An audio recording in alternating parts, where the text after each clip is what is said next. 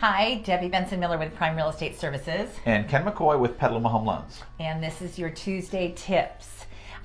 This week, I kind of wanted to talk about the fires, the Santa Rosa fire that many of us were affected by, or people that we know were affected by. And people are in the rebuilding stage. We're at 2 years now this month. Yeah. And people are rebuilding, and some of them are able to do it with their insurance money, and some people had to get construction loans. Right. And I just wanted to talk to you, Ken, about what's happening with people and what you're seeing. If they're getting through their construction loans, what's their next step? When should they be prepared? Can you just give us some details on that? Yeah, so most construction loans, so if you're someone who has a construction loan, most construction loans don't have good 30-year permanent financing attached to them, which means you got to refinance and take out a 30-year fixed rate loan in order to pay that loan off. Sure.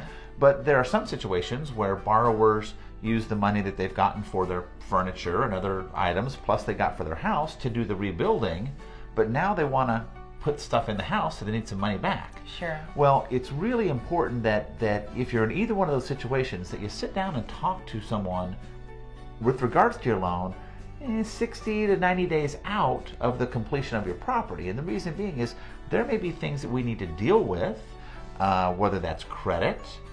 Some people, have paid off everything, haven't been using credit, and their credit scores have actually dropped because they're not using credit. So little beknownst to them, they might be in trouble, and we need to fix it before they go to get back into financing. That's a really good point.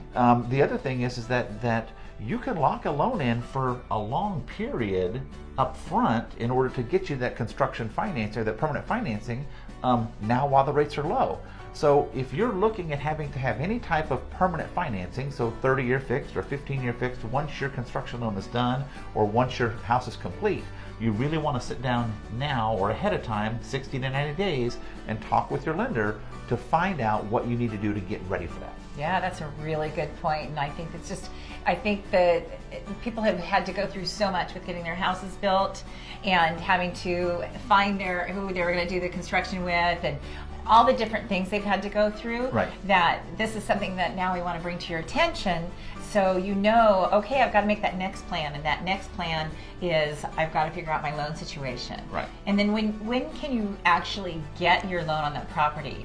Do they have to sign it off at the city and say it's completed, or how does that work? Yeah, so you actually can get everything completed, ready to go, meaning your loan's approved and so forth, and you fund your loan once you get your final from the city. So once you get your certificate of occupancy is a condition that the new lender has in order to be able to fund your loan. So you can have everything all ready to go up to that point, be locked in, and as soon as you get that certificate of occupancy, close your new loan and have that new now 30-year fixed. Oh, that's good to know. Yeah. Well, thanks, Ken. I think that this is timely. Yes, and certainly we don't want everybody who's had a problem and dealt with the fires to have more problems in dealing with their loans. So do go check in. Absolutely. It can be to your benefit. Absolutely. Thank you for listening to today's Tuesday Tips, and we will see you next week. See you then. Bye-bye.